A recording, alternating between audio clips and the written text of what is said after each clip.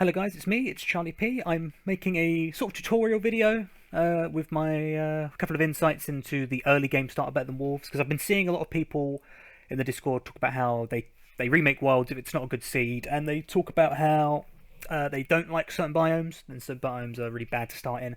I'm doing this video to show you that you can basically survive in any biome of the starting lot, at least. Good, here we go, tiger biome. This is perfect. Desert next to us, stuff there. So, okay, right, anyway. So, first thing you need to do is get a pointed stick. And whilst you're doing this, you can always circle the wood to get a little bit of a view on your surroundings. Because you want to be planning for the future with Better Than Wolves. Better Than Wolves is a marathon and not a sprint. You need to be planning for the long term at every step of the way. When you first start off, you need to know the lay of the land, where you're going to be going next, and what you're going to be doing. And the basic aim of the very early game, at least, is to create a crafting table, which will require 4 nuggets of iron. But we won't get into that just yet. That's probably like another video talking about the ins and outs of what you should be doing. We're going to be jumping a little bit at the start just because we need to quickly find some stone. There's a wolf over there. A lot of people don't like tigers mainly because of the snow, the wolves, the animals, blah blah blah. I don't mind it too much. The snow does slow you down, but no more than any other biome would. Like leaves in a jungle, sand in a desert, grass in the plains. There's a lot of grass in plains. That's what I don't particularly like about plains too much. But you can't have an easy biome for everything. You need to have some pros, some cons. Perfect. So what I like to do is get about 4 or 5 stone when starting off. The idea is that you're gathering all the resources you need at the start straight away, so you don't waste any time. You just get the pointed stick, get the rocks you need to survive the first night or 2 at least. Mainly because on night 2 you kind of want to be able to find string, ideally, so that you can make an axe. But if you can't, then you just need to go back to smacking up wood for sticks. So this is why you get extra stones, because it saves you that much needed time. So we're going to get 4 or 5, because the amount of sticks we're going to need is going to be a fairly large amount. You're going to want... I usually go for about 13 sticks, 14 if you want like just the extra security of it. Mainly because you'll need 4 for the campfire, 2 for the fire starter, 1 for the pointed stick, and that will be your main food supply. Or that'll cook all your food on the first night at least. And then the rest of the sticks you want to spend on clubs, because you need them to basically defend yourself in the morning on the second day, and also help you harvest animals on the first. Right, so we'll get 1 more rock. And then we'll go into getting the sticks. I will probably go up a little bit because I haven't spotted any animals yet. So I want to go up and just see if there's any animals about. Because ideally you find animals first. Oh, it's snow covered. Snow covered leaves. What trickery. So yeah, be careful about whatever biome you spawn in, because you anything can kill you. Like if you go near a herd of cows, they can just kick you to death. It's not fun being kicked from one cow into another cow, for instance. And also, don't get too preoccupied with harvesting the same tree, mainly because you'll be using these as markers later on when you're playing. Think of trees and chopping most of them down as just marking your position. If you ever get lost, you'll know that you've come to an area you've been before because of the state of the trees nearby.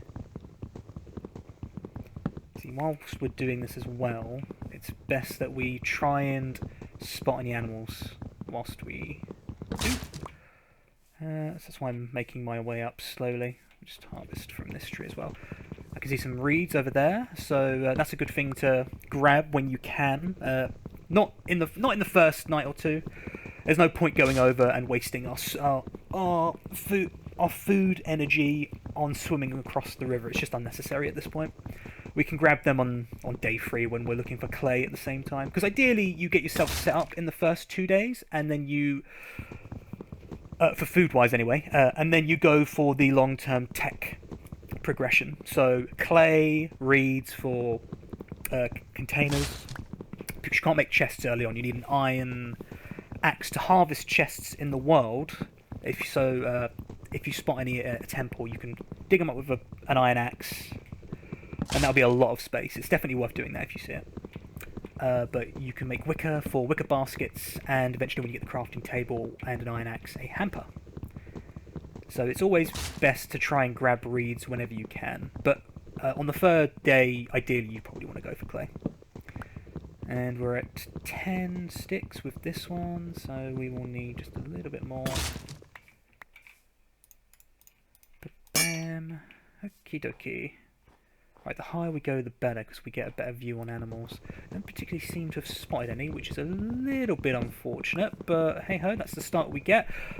You just got to work with what you get given with Better Than Wolves. That's the thing, because honestly, the game is kind of made to kill you.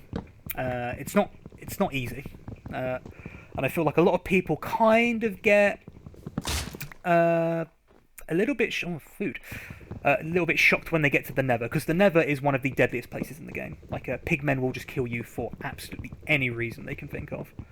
So it's so if you're playing on permadeath, I would always suggest going and trying to complete a normal playthrough of the game first, because it gives you more practice. Because if you die, you get to restart that world and test your survival skills again doing all this. Okay, but anyway, so what we're going to do is we're going to make all the stuff that we definitely need. So we need a fire plow, we need a sharpened stick for that, so that's all of that. I'm going to make 3 clubs, so that way we have enough to kill any animal that we see. 2, 3, 4. There's only 1 sheep I spotted. Always keep an eye out, always keep your ears open. Usually you can always hear the animals chattering about. Do conserve run energy when you can, or food energy, sorry. But if you need to jump around, just do it, honestly. Ooh, bit unlucky. Only 1 animal to start with, so we are playing on definitely one of the harder starts that you can get. Let's make our way up here, at least. So working with elevation is very tactical in Better Than Wolves, because it allows you to get a much better view on everything. Perfect. Okay. 1, 2, 3, 4. Ooh. Ooh. Thank you, gravity. Okay, oh, and by the way, for this actual run, I will try not to use any form of gravity killing of animals or sticking them in a hole and beating them to death. This is mainly just for the sake of showing you that you don't need to do the technique that's been going around recently. I think people have been calling it Newton's Law. And they've been setting fire to animals, but this should just show you that no matter what happens, you can survive in Better Than Wolves with any kind of start, with the very basic ways of completing it. Come back out. Right. Whilst we're here as well, I'm going to quickly get some more wood. Because we've got a lot of wool, it means we can actually start knitting on the first night. We just need the wood to be able to do that. So I get a few more sticks. Always, in the first couple of nights as well, try and check the time of day. So you want to try and keep in mind where the sun is at all times. Okay. Right, so we should ideally be getting on with our... Oh, the pig. Do I kill him? No. We've got 8 mutton. We don't need the food. You know, the idea is if you've got enough, you've got enough. Okay, so... Oh, nope.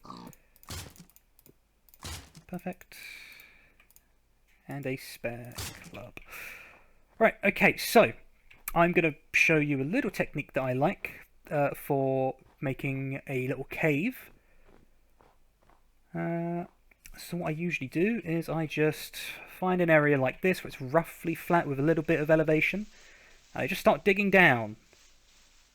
So what you ideally want to get is you want to find a 4 deep.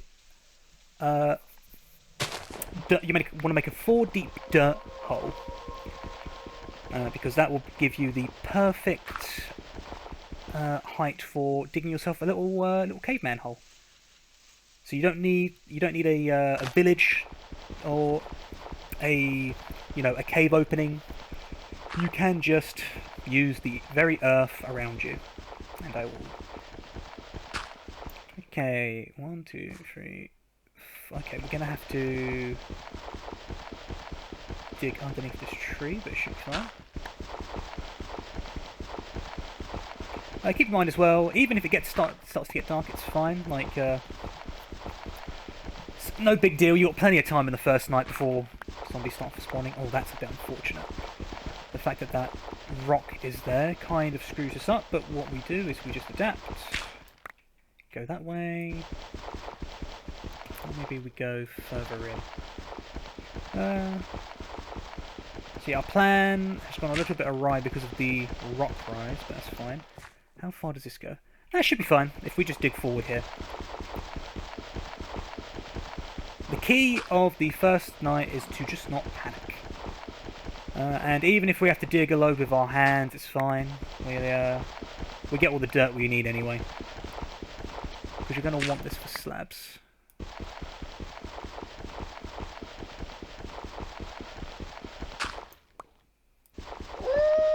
Okie dokie.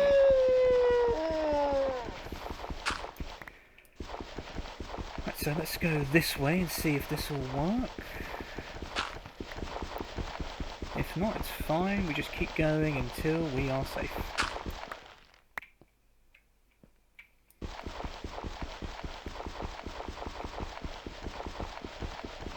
Looks like I said you've got plenty of time. Okay, so if we keep going this way, we should be Gucci. Oh, the rock's gone up again. Oh, damn. Okay, right, this is perfect. Right, so we're just going to smash this out. And we should be golden. Like I said, you only need like a very small amount of space. So what we're going to do is just going to plonk this all down. Get our food on it to start. And we just light it up. I'll block off the entrance in a sec. I just want to get the fire started just so that we've got food on the way, because at the moment you can see I'm peckish, so the faster we get this burning, the more food we will have in return. Any moment now. Come on, come on.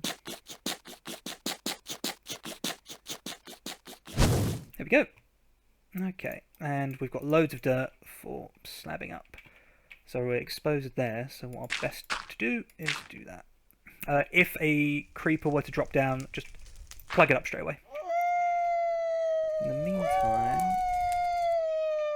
we're going to just fuel the fire. There we go. So if it gets to that, just stop fueling it, and it will eventually stop. We're going to make our dirt for when we wake up in the morning. And whilst we're here, we will mine loose stone. I'm not going to start knitting just yet, because whilst there's rock here, we may as well get more stone, because we're going to need it in the morning. So, when the morning comes, our main goal is to find string as fast as possible. If you can't find any string at all, it doesn't matter. Just do what you do on the first night. Harvest animals, get some more wood. I can hear a spider already, so that's a good sign. As long as it doesn't disappear in the morning, we should be good. So, yeah, if you don't get any string, just do the exact same thing you do on the first night. But with the advantage that you'll have a campfire, you'll know the lay of the land a bit better. You can probably find a better area for a base. This area is not that great. We were a bit unlucky that the rocks started going up. I think it's because, the elevation of the land itself went up a bit. So if you could find a nice flatter area and go 4 dirt down, it should be easy. Because I can explain to you in a second the way the dirt mechanics work, in case you don't know. And there we go. So the way the dirt mechanics work are that, see, this dirt is slightly different to this, because this is loose dirt, this is solid dirt. So solid dirt, when you hit it, will convert every adjacent dirt block into loose dirt. So the one above it will drop down. That's why we go 4 deep. Because if I were to smack this dirt, it won't actually change anything. Because it's not loose, it will just like disappear. But if I were to do this dirt, it will turn the dirt on the back, left and right of it, and up into loose dirt, so it will start falling down. See? And we've exposed ourselves. And we've accidentally set that tree on fire, that's fine. If you burn down trees, it's no problem. So we're just going to seal that up because we don't really need to do that. I was just showing you the dirt. So what I like about doing this technique, by the way, is that if you get a nice straight line, unfortunately we got this rock in the way, so it's a bit awkward. But if you get a nice straight line of just dirt, you can just go all that way, knock out that dirt block, and just put campfires all in a line. So it's actually pretty beneficial to just kind of make this kind of hole. But unfortunately, the rock went up. But it does mean we can harvest more stone. So yeah, always be gathering resources and better than wolves in the first couple nights. Your main goal is to get enough resources to cook enough food to survive, and then you can go travel around, get clay, make a brick oven, find reeds, make some baskets so that you can store any excess of inventory into it. And we got 4 this one. Right, perfect. Right, and because that's done, we probably won't need more than 4, at least to start with. We can get more in the next night. But we can now just nip and make sure that our campfire is burning. Because the one thing you don't want to do is let it go out. Keep in mind as well, you can use saplings, wools, feathers to keep the campfire going. And if needs be, we can always just convert the fire plough into more sawdust. So if you're ever short on stuff for the fire, you can basically almost throw anything on top of it other than like blocks or food. And you wouldn't want to really be throwing away your food anyway. And so I was going to just convert that into that. And we're going to be knitting what we can, because if we're lucky and we get a lot of string, we can make a sleeping bag. I've played Better Than Wolves for almost 10 years now, so I played it before it got really hard, and I played it a bit when it was quite difficult. Oh, perfect. And yeah, the sleeping bag wasn't in the game then, so there was no actual way of speeding up time in the early game. So sleeping bags are quite a luxury item to have, to be honest. Because ideally you want to go for practicality. So your first goal should be getting an axe so you can chop down wood faster. I tend to go for a fire starter, a bow drill as my second choice for string, because it saves you hunger when lighting fires if they go out. Because ideally we don't want to babysit the campfire like once it hits daytime. Like there's not much point. You can just get more wood with an axe, so you're better off just going out, exploring, trying to find string, or if you can't find any, just get more wood from trees. Because you'll have the stone pre-prepped ready to go. It'll be a lot faster. Usually you can make about 2 bits of food in a single night. Depends on how fast you started. We were a bit late because of the whole palaver of all the elevating stone, but we should still be able to cook up at least another mutton. And that'll give us a shank and a half, I think. As long as we're above half hunger, or around about half hunger, we should be fine. Because we actually have enough food to survive the next two nights. So we can go all the way up to night 3, just by singly cooking on a single campfire.